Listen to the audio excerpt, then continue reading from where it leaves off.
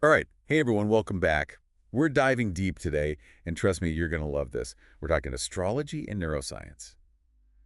Yeah, you heard right. Two things that may seem like, well, they're worlds apart, right? Totally. But stick with us. We've been digging into some studies, really fascinating research, actually, and we're going to break it all down for you today. Listeners have been sending in tons of questions about this, like how our brains make sense of these astrological symbols we see everywhere. Absolutely. And does believing in your horoscope actually change how you act in the real world? Right. Big questions.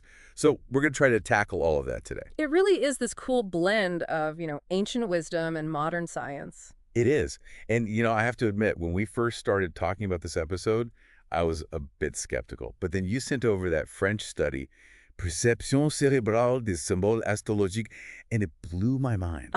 Yeah. That one's really interesting. Yeah, it is. So for our listeners who haven't had a chance to check it out, can you give us the rundown? What's the main takeaway? Well, the study looked at how our brains react to different astrological symbols, right? Right. And they found that when people see their own WN sign, like their sun sign, Hmm. there's a measurable difference in brain activity. It's pretty wild. Whoa. So what's actually happening in the brain? Which parts are lighting up?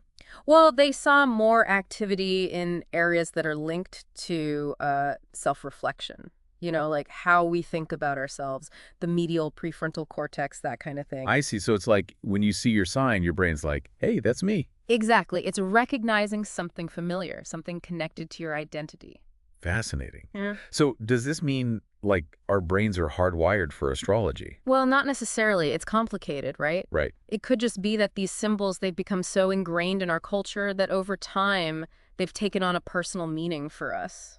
You know what I mean? Yeah, that makes sense. Like, we grow up surrounded by these zodiac signs. Right. So it's not surprising that our brains would react to them in some way. Exactly. It's hard to separate nature from nurture in this case. For sure. For sure.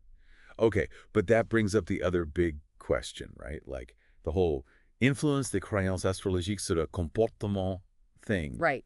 The big one. Does believing in astrology, like actually reading your horoscope and letting it guide you, does that actually change how you act?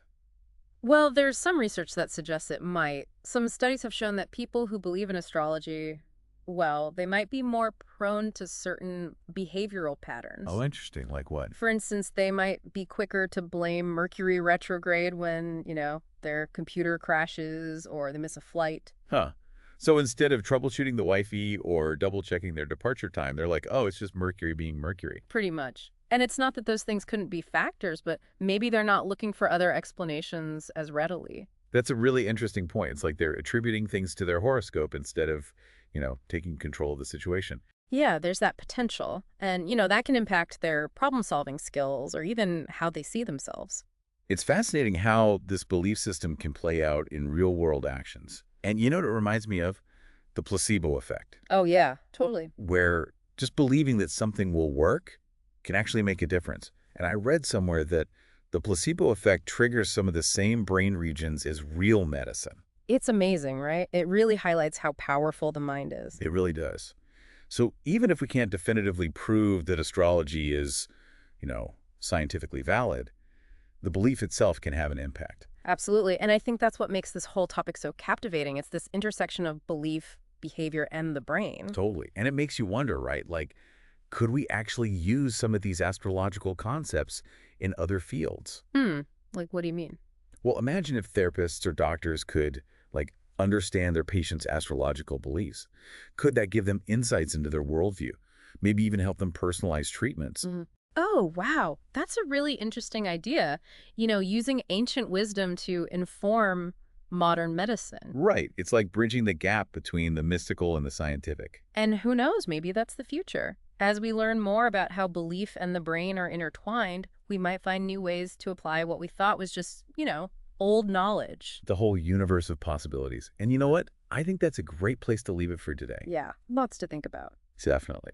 So, until next time, keep those brains buzzing and those stars in your sights. And who knows, maybe we'll see you under a full moon sometime.